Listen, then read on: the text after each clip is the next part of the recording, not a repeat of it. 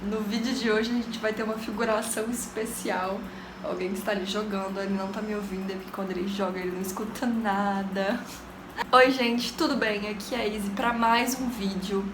E minha cara de sono, apesar de que eu já acordei tem um tempo. Hoje é feriado, hoje é dia 1º de maio, vocês estão vendo esse vídeo no dia seguinte, provavelmente. Mas no vídeo de hoje nós vamos juntos trabalhar uma questão que acontece muito durante a faculdade, gente, que é quando a gente precisa rever toda uma matéria porque ela não foi dada direito ou porque aconteceu algum problema durante esse processo. Isso é até uma coisa muito importante para eu falar, porque para vocês que estão aí nessa fase de vestibular, de jogar nota do Enem para faculdades, prestem atenção na quantidade de turmas que a faculdade tem. Porque às vezes a gente sabe que agora não tá abrindo mais nenhum curso, né? Tá meio que fechada a abertura de cursos de medicina. Mas existem faculdades que abriram recentemente, tipo há um ano atrás, 2 anos, e que nenhuma turma ainda formou. E qual o problema disso? Uma faculdade que nenhuma turma formou é uma faculdade, vamos dizer assim, imatura. E aí os problemas que surgem ainda não foram muito bem resolvidos, sabe? A grade de matérias ainda não foi bem adaptada e costuma ter mais problemas. A minha faculdade já tem mais de 20 turmas formadas, mas mesmo assim a gente ainda tem problemas em algumas matérias, isso é normal, gente, acontece. Mas faculdades mais novas tendem a ter mais problemas ainda justamente por falta de experiência.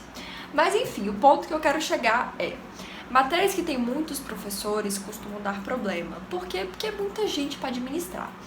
E semestre passado a gente teve Semiologia 1 e que eram 6 professores. Semi 1 é uma matéria bastante importante, sabe? Uma matéria que a gente vê sistema por sistema, tudo que a gente precisa avaliar no paciente. Por exemplo, sistema cardiovascular, como fazer a ausculta, palpação, como observar o tórax do paciente, toda essa parte a gente vê. E também a relacionar os achados clínicos, por exemplo, a ausculta cardíaca desse paciente tem uma coisa estranha. Aí, é um sopro que ele tem, um problema de fechamento de válvula, uma válvula que não está abrindo. Então, tudo isso a gente precisa saber em semiologia. Então, é uma matéria, gente, importante pra caramba. Pra falar a verdade, eu acho que é tipo a base da medicina, porque é você analisar o paciente, né? E a partir do que você encontrar nele, você saber o que ele tem. Professores médicos, gente, ao mesmo tempo que a melhor coisa é a pior coisa. A melhor coisa é porque a gente tem aula com a própria experiência, né? Então é ótimo. Mas, ao mesmo tempo, vocês já tentaram marcar uma aula com o professor médico? Meu Deus do céu, gente. Principalmente para médico que vive de plantão. É muito difícil. Porque a agenda deles é totalmente uma bagunça. Para médico que trabalha em postinho, é muito tranquilo, né? Porque das 6 horas da tarde, geralmente a gente consegue marcar a aula. Só que no semestre passado, 2 professores só eram médicos de posto de saúde e o restante tudo era de hospital e UPA. Então foi uma loucura, porque tava lá o calendário feito pelo chefe da cadeira, né, que era o professor meio que mandava, tava assim, tal dia é tal professor, tal dia é outro professor, outra semana é outro professor. Chegava na semana do professor, gente, eu tô de plantão, eu não posso ir, não sei o quê. Aconteceu o quê? A gente ficou com várias semanas, assim, sem aula. O primeiro mês foi ok, os 2 meses, assim, no meio do semestre foi uma bagunça, sabe? A gente ficou até 3 semanas sem aula. E aí, quando foi um mês antes das provas, né, das segundas provas já, a gente teve todas essas aulas, entendeu? Todas as remarcações dessas aulas. E o que aconteceu? No primeiro mês, a gente teve anamnésia, foi até tempo demais de anamnésia, que a anamnésia é uma coisa, vamos dizer assim, como eu vou explicar? É entrevista, sabe? É você conseguir perguntar pro paciente e ele responder pra você o que você precisa saber. É questão de perguntar, você fuma, você bebe, onde é que você mora, qual é o seu trabalho, esse tipo de pergunta. Você já fez cirurgia, que remédio você toma? Essa parte é a anamnese. E aí, todo o restante, que era semiologia cardíaca, respiratória, abdômen, neurológica, ectoscopia, tudo isso a gente viu, assim, atropelado dentro de um mês. E aí, quando foi pra estudar pra prova, né, a gente realmente só estudou pra prova, porque não tinha tempo da gente realmente estudar com calma. E agora, em Semio 2, que seria a semiologia aplicada, ou seja, pegar tudo aquilo que a gente deveria ter aprendido em Semio 1 e realmente aplicar, sabe? Treinar mais, pegar caso clínico de paciente, pelos dados do caso clínico você já saber o que ele tem. Só que como a nossa Semio 1 foi uma zona, a nossa Semio 2 não tá andando. E a gente teve uma prova de Semio 2 já, E assim, a galera foi muito mal. De 20 questões eu acertei 10. E mesmo assim, tipo, estudando, só que não deu, sabe? E a gente percebeu que o problema não tá em CM2, o problema tá na CM1, que ficou deficiente. E é isso que eu vou fazer hoje, eu vou dar uma revisada. Na verdade, eu quero aproveitar que eu estou na semana do saco cheio, não tô cuspindo aqui, né? A semana do saco cheio é uma semana que a gente tira, a gente pede para os professores liberarem as aulas, a gente tira essa uma semana de folga. Como teve feriado, a gente aproveitou para pegar essa semana, né? Tem gente que foi pro intermédio e tal, mas nunca fui pro intermédio na minha vida, pois não. Enfim, não é o foco deste vídeo. O que eu quero falar aqui, eu quero até domingo conseguir revisar pelo menos semiologia cardíaca e semiologia de abdômen, que é a que eu mais estou tendo dificuldade. Semiologia respiratória até que assim, tá dando, mas a cardíaca e a de abdômen é o que mais eu tô tendo dificuldade. E principalmente na parte prática, sabe? Mas eu vou estudar bastante teoria. E para entender a semiologia cardíaca, antes eu preciso entender anatomia e fisiologia cardíaca. Então, eu vou revisar hoje anatomia e a fisiologia cardíaca para, às vezes, à noite, se der tempo, eu já começar realmente a semiologia. Porque se eu não entender, se eu não tiver o ciclo cardíaco bem na minha cabeça, tipo, o sangue vai desse átrio, passa por essa válvula, vai para esse ventrículo, passa por essa outra válvula, cai nessa artéria. Se eu não entender isso, eu não vou conseguir entender os problemas e os achados clínicos, sabe? Entender realmente. E eu vi que eu preciso fazer isso e é o que eu vou fazer. Então vamos lá. Eu tô aqui com o livro de anatomia aberto, o Moore, 7ª edição. E coloquei já na parte de coração. Na verdade, assim, a anatomia que eu preciso, ela não é aquela anatomia, tipo, tão aprofundada. Tipo, a vascularização do coração, a inervação do coração. Isso não, assim, no momento não é tão importante. O que eu preciso realmente saber é a parte das estruturas do coração que estão mais relacionadas ao ciclo cardíaco. Por exemplo, da parte nervosa, eu preciso saber só da questão de condução do coração, porque o coração ele é uma bomba, vamos dizer assim, própria, sabe? Ela mesmo se estimula. Existem 3 núcleos de nervos, de inervação, né, de sistema nervoso dentro do coração, que comandam essa velocidade com que o coração bate. E se esse primeiro núcleo dá problema, vai pro segundo. Se o segundo núcleo dá problema, vai pro terceiro. Só que o segundo núcleo não é tão eficiente como o primeiro e muito menos o terceiro. Então, isso demonstra sinais clínicos, sabe? O paciente, se tá com problema no primeiro núcleo, o paciente começa a ter sintomas e aí você precisa agir. E aí tem todo o depois, né? Tipo, vai instalar um marca-passo, vai tomar remédio, vai fazer uma cirurgia.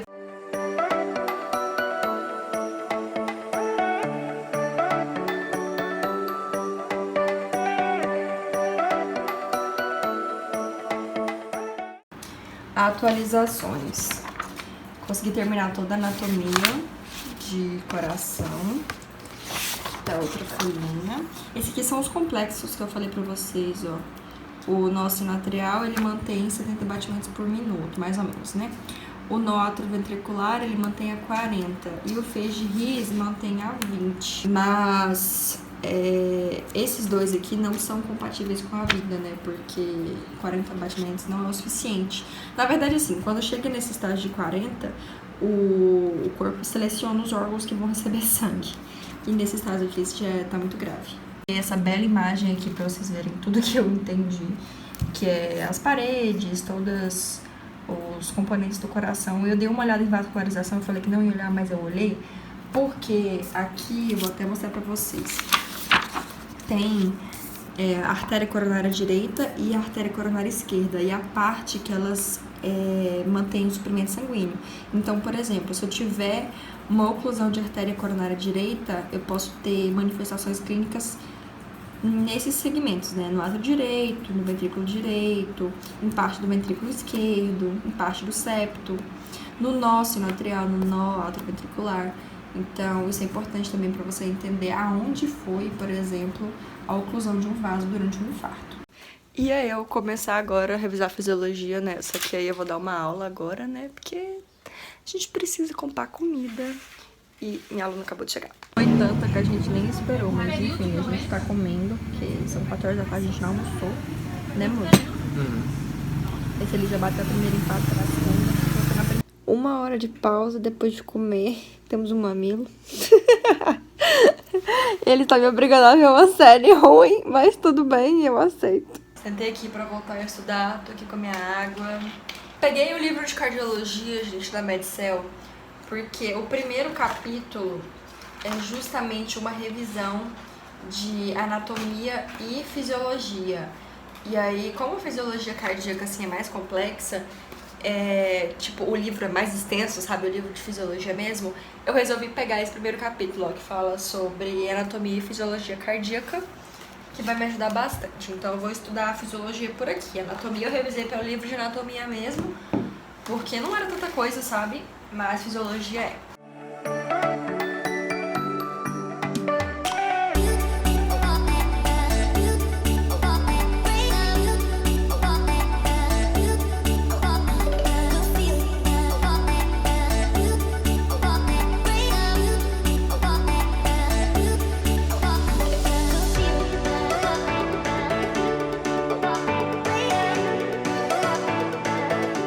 Então, gente, terminei.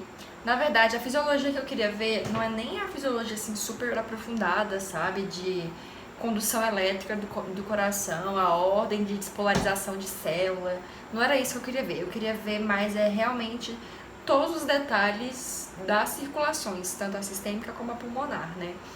Então, isso é o que a gente aprende, assim, o básico desde o ensino médio, que a gente sabe, né? Que sai, tipo, a parte direita do coração faz a circulação pulmonar, e a parte esquerda do coração faz a circulação sistêmica, né? A gente tem átrio direito e esquerdo, ventrículo direito e esquerdo, as válvulas, né, que a gente tem a mitral do lado esquerdo e a tricúspide do lado direito. Eu não sei se no ensino médio vocês também... Eu não lembro agora se eu estudei isso no ensino médio. Mas tem as semilunares, né, que é do ventrículo para a artéria que sai dele. Então, do ventrículo direito para o tronco pulmonar a gente tem a válvula pulmonar, né, a semilunar pulmonar, e do lado esquerdo, da ventrículo esquerdo para a aorta, a gente tem a válvula aórtica. Aqui a gente tem o coração direito e o coração esquerdo. Como eu sei? Primeira posição, né? Que o coração ele fica levemente girado para a esquerda, ele não fica totalmente do lado esquerdo. A maior parte do coração fica do lado esquerdo do corpo, mas ele é rotacionado para a esquerda. Essa pontinha dele fica batendo nas nossas costelas do lado esquerdo. E como eu sei, além da posição, olha a espessura aqui. O ventrículo esquerdo, ele é bem mais espesso que o ventrículo direito. Por quê? Só por questão lógica, ele tem que mandar sangue pro corpo todo, enquanto o ventrículo direito manda pro pulmão que tá ali do lado. Então, a parede do ventrículo esquerdo é maior. O átrio, tanto o direito quanto o esquerdo, eles estão aqui, embaixo dessa estrutura que a gente chama de aurícula. Essa aurícula, ela é para aumentar a expansão assim do átrio, para caber mais sangue. Então, o átrio tá aqui. A posição do coração, os átrios ficam atrás, sabe? Se a gente olhar anatomicamente. Então, nessa visão, nesse corte que tá aqui, é meio difícil ver os átrios. Mas, enfim, de maneira geral, vamos começar pela circulação direita, que vai para o pulmão, e depois a gente vê. O sangue chega no átrio direito, tanto pela veia cava inferior, quanto pela veia cava superior. Essas duas se desembocam no átrio direito. Do átrio direito, elas passam para o ventrículo direito, através da válvula tricúspide. Esse momento em que eu tô passando o meu sangue que está armazenado no átrio para o ventrículo, a gente chama de diástole, que tá acontecendo o quê? Tá acontecendo um relaxamento do ventrículo para receber todo esse sangue, para acomodar todo esse sangue. Então, é a diástole. Durante a diástole, a minha válvula tricúspide, ela tem que estar aberta, certo? Para poder passar esse sangue. Saindo aqui do ventrículo direito, a gente tem a válvula pulmonar, que vai para a artéria pulmonar, que é essa aqui. Na verdade, é o tronco pulmonar, que é esse maior. Aí ele se ramifica em artéria pulmonar esquerda e direita. Então, aqui a gente tem o tronco pulmonar. Aqui tá vindo e aí ele ejeta para cá. E aqui a gente tem a válvula pulmonar, certo? Durante a diástole, quando eu ainda estou enchendo o meu ventrículo, essa válvula tem que estar fechada. Por quê? Porque se ela estiver aberta, vai começar a esvaziar sangue antes do ventrículo ter força de contração. Então, ela tem que estar fechada. Durante a sístole, que é quando o ventrículo contrai, eu preciso fechar a minha tricúspide, por quê? Porque eu não quero que volte sangue para o átrio, e eu tenho que abrir a minha pulmonar, para poder o sangue que está no ventrículo ir pro meu tronco pulmonar, né? Pra minha artéria pulmonar. Beleza, foi lá pro tronco pulmonar, se dividiu em artéria pulmonar esquerda e direita, foi pro pulmão, oxigenou, voltou através das veias pulmonares, que são, na verdade, a gente sempre fala, tipo, no colégio, veia pulmonar, como se fosse só uma, mas na verdade são 4. São 2 do ventrículo, ou são 2 do pulmão esquerdo e 2 do pulmão direito. E aí essas 4, elas entram aqui no átrio esquerdo. No átrio esquerdo, para passar para o ventrículo esquerdo, a gente tem a válvula mitral, né? E a válvula mitral, durante a diástole do ventrículo esquerdo, é a mesma coisa. Ela tem que estar aberta para passar o sangue do átrio para o ventrículo. Durante a sístole, ela tem que fechar para não voltar sangue para o átrio. Beleza? Beleza. E aqui, saindo do ventrículo esquerdo, a gente tem a válvula aórtica, que ela é essa portinha da aorta. Então, quando o ventrículo esquerdo contrai para ejetar o sangue, aqui tem que abrir, a válvula aórtica tem que abrir para o sangue vir para a aorta. E aí a aorta, ela tem essa curva, né? O primeiro ramo que a artéria aorta dá é o tronco bracocefálico.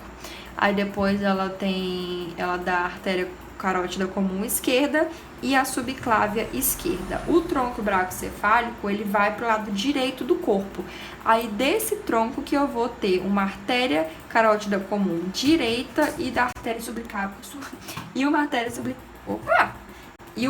subclávia direita. Coloquei esse gifzinho para vocês entenderem. Então aqui tá o coração direito, aqui tá o coração esquerdo. Então, ó, veia cava superior, veia cava inferior, encheram o átrio, átrio cheio, abre a válvula tricúspide, enche o ventrículo, ventrículo cheio, contrai, abre a válvula pulmonar e ejeta esse sangue para o tronco pulmonar. Aí vai lá para o pulmão, tudo mais. Beleza, voltou aqui pelas minhas veias pulmonares, no átrio esquerdo, encheu o átrio esquerdo, abre a minha válvula mitral, enche o meu ventrículo esquerdo cheio, abre a válvula aórtica e ejeta esse sangue para a aorta. Já são tipo 9h30 e aí agora eu vou ver série. Queria dar dica de série pra vocês, dessa série, que na verdade era uma subsérie de Grey's Anatomy. Porque é como se fosse a partir do Warren, sabe? Do marido da Bailey, que ele entra... Não quero dar spoiler pra quem ainda não tá no final, mas enfim. É sobre bombeiros. Bom dia! Estamos aqui 9 horas do dia seguinte e já estou aqui com o livro de semiologia, né? Porque ontem eu consegui revisar a anatomia e a fisiologia e agora eu tô realmente indo para a parte de semiologia. Só que aqui no livro de semio ele também tem essa revisãozona sobre anatomia e fisiologia. Só que eu não gostei muito da primeira vez que eu li, da maneira como ele faz esse resumo. Aí eu preferi ler em outros livros que eu achei que ia ser melhor pra mim. Mas, de qualquer maneira, eu vou ler também, né, gente? Porque nunca é demais a gente fazer essas revisões. E se tá no livro de semiologia, pode ser que alguma coisa aqui seja mais importante. Então, vamos ler.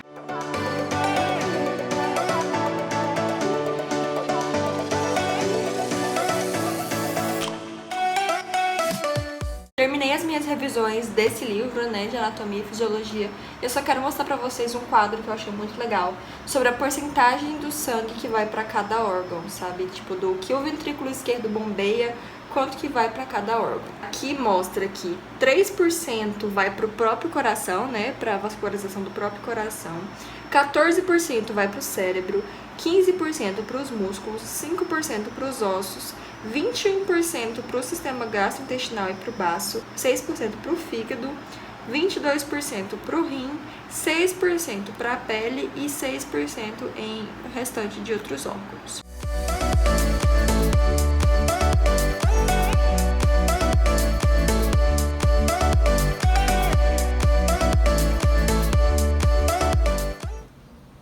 Hora do papá. Papá mais simples do mundo. Carne moída, salada e arroz. É isso aí. Pós-almoço, na verdade é 1h da tarde agora. E eu vim mostrar pra vocês o que eu estudei antes do almoço, que foi essa parte de semiologia. Eu queria mostrar esse belo coração lindíssimo que eu fiz. E aqui tem um resuminho já da primeira parte desse conteúdo, que foca em anamnese. Eu já falei 1 milhão de vezes pra vocês sobre a anamnese, mas eu queria falar alguns pontos da anamnese, no caso da semiologia cardíaca, que são coisas que a gente que tem que ficar atento, sabe? A anamnese, assim, geral, ela tem alguns pontos fixos, né? Que é a identificação, que a gente vai colocar o nome do paciente, sexo, a idade, onde ele nasceu, quanto tempo ele morou nesse lugar, se ele ainda mora nesse lugar ou se ele tá morando em outro lugar, o nome da mãe, todo o endereço, esses dados, assim, básicos. Aí a gente tem os antecedentes pessoais e familiares, né? Aqui, neste caso, como eu tô fazendo uma semiologia direcionada para cardíaca, eu pulei aquela parte de queixa principal, que é tipo, por que o paciente tá ali, sabe? O que você tá sentindo? Que a gente coloca isso como queixa principal. E também tem a história da doença atual, que a gente chama de HDA, que vem logo depois da queixa principal, que a gente realmente destrincha isso que ele tá sentindo, sabe? Aí é, por exemplo, o paciente refere dor em tal região, de tal intensidade, começou há tanto tempo, a dor é desse jeito, esse fator melhora, esse fator piora.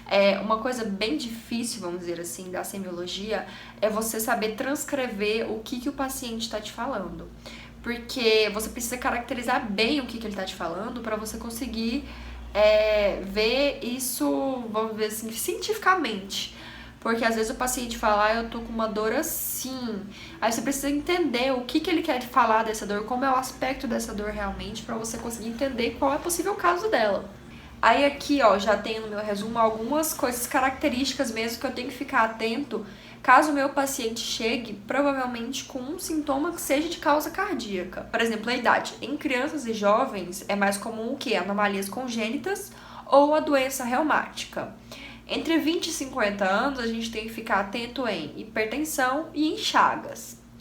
Mais de 50 anos, a gente tem que ficar atenta em infarto e em angina. Aí, beleza, agora vamos falar sexo ou gênero. Eu sempre fico em dúvida, gente, entre colocar sexo ou gênero, mas enfim. Mulher, geralmente a gente tem que ficar mais atento a lesões de válvula mitral. Em homem, aterosclerose coronária, até 45 anos, porque depois dos 45 anos fica mais ou menos igual para homem e mulher ter aterosclerose, sabe? Aterosclerose, para quem não sabe, é a formação de placa de gordura nas artérias. Fator racial, a gente sabe que pessoas negras, elas têm mais chances de ter hipertensão e uma hipertensão mais grave, e elas também têm, assim, epidemiologicamente, mais anemia falciforme. Profissão que tem muito esforço físico, geralmente está bem relacionado com insuficiência cardíaca. E profissões que têm muito estresse emocional, a gente vai ter aí a hipertensão e a cardiopatia isquêmica. Naturalidade de local de residência, gente, questões de doenças endêmicas, né? Doença de Chagas, muito comum. Os antecedentes pessoais, que a gente chama também de antecedentes patológicos ou história patológica pregressa. Que a gente investiga infecções na infância, sabe? Às vezes uma infecção de garganta, sabe, que foi muito forte, que ficou internada, que foi bem grave, por conta de um possível reumatismo, que a gente pode ter uma lesão de válvula. A alimentação rica em gordura, né, predisposição para aterosclerose. Uma lesão renal pode levar a uma hipertensão arterial.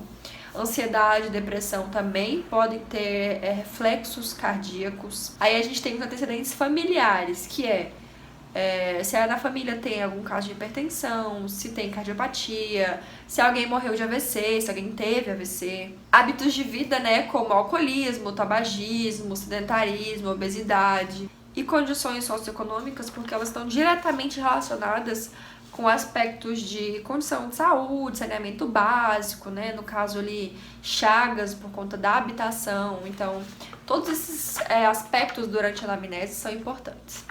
Agora, depois já entra mais em sinais e sintomas, sabe? Que as principais queixas que os pacientes chegam relacionadas ao sistema cardiovascular. Aí começou com o primeiro, que é o mais clássico, que é a dor. Geralmente, os pacientes, eles sempre acham que, tipo, a dor precordial, né, que é a dor nessa região, ela está relacionada ao coração, mas nem sempre. Porque não é só o coração que tá aqui, a gente tem pleura nos pulmões, a gente tem a aorta, a gente tem esôfago. Então, tem o estômago aqui. Nem sempre essa dor vai ser realmente de causa cardíaca. Aqui eu preciso saber determinadas características dessa dor. Por exemplo, aonde essa dor é, localizar bem essa dor. Se ela irradia, ou melhor, se ela vai para algum outro lugar. Clássico de infarto, gente. Dor que irradia para o membro superior esquerdo. Clássico de infarto. Caráter dessa dor, se ela é uma dor em aperto, se é uma dor em pontada, se é uma dor de pulsação. A intensidade dessa dor, a duração dessa dor, a frequência, tipo, eu nunca tive, ou eu tenho de vez em quando, começou agora, ela vem e volta, ou ela é constante.